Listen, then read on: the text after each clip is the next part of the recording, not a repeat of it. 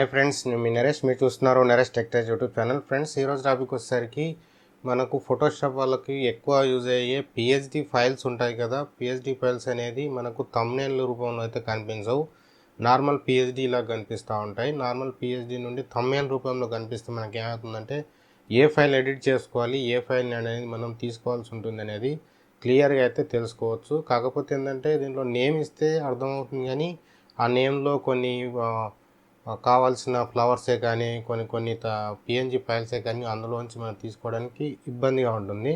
కాబట్టి థంబ్నెయిల్స్ ఉంటే థంబ్నెయిల్స్ మనకు క్లియర్గా ఈ యొక్క పిహెచ్డి అయితే ఇందులో ఉంది, ఈ పిహెచ్డి ఫైల్ యూజ్ చేసుకోవచ్చు అన్న ఒక ఐడియా అయితే మనకు ఉంటుంది.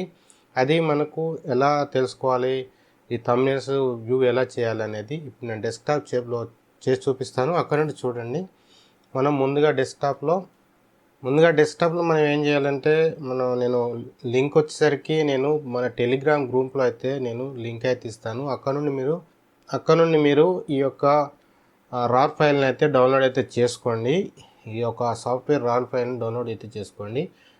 చేసుకున్న తర్వాత మన డెస్క్టాప్లో చూపిస్తాను. ముందుగా నేను డౌన్లోడ్ అయితే చేసుకున్నాను. డౌన్లోడ్ చేసుకున్న ఫైల్ వచ్చేసరికి ఇక్కడ మనకు పిహెచ్డి థంబ్నెయిల్ వేవ్ అని కనిపిస్తుంది కదా. ఈ యొక్క ఫైల్ అనేది నేను ఎక్స్ట్రాక్ట్ చేశాను.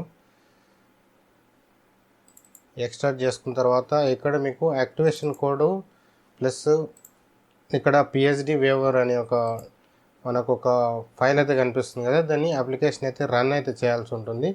దీని మీద డబుల్ ట్యాప్ చేసి ఎస్ మీద క్లిక్ చేసుకుంటే నెక్స్ట్ అనే ఆప్షన్ ఉంటుంది. ఇక్కడ యాక్సెప్టెడ్ అగ్రీ అని కనిపిస్తుంది.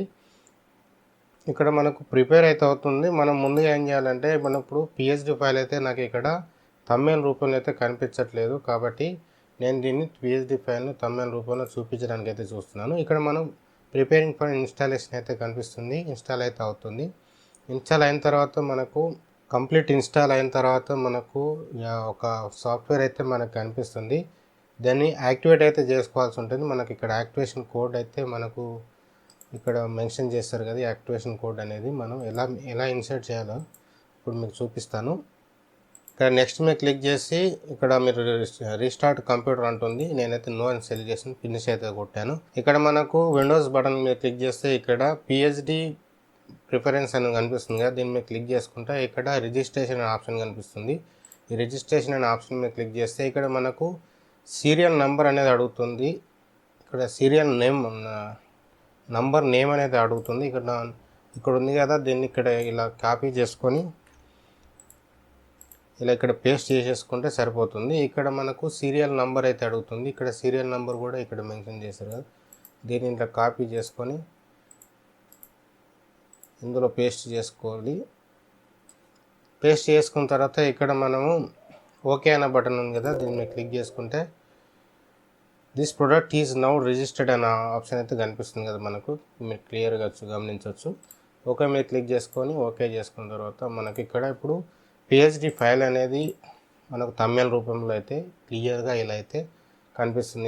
ఇంతకుముందు మనకు ఖాళీ పిహెచ్డిగా కనిపిస్తుంది కదా. ఇప్పుడు థంబ్నెయిల్ రూపంలో మనకి ఇక్కడ 2 పిహెచ్డి ఫైల్స్ అయితే కనిపిస్తున్నాయి కదా.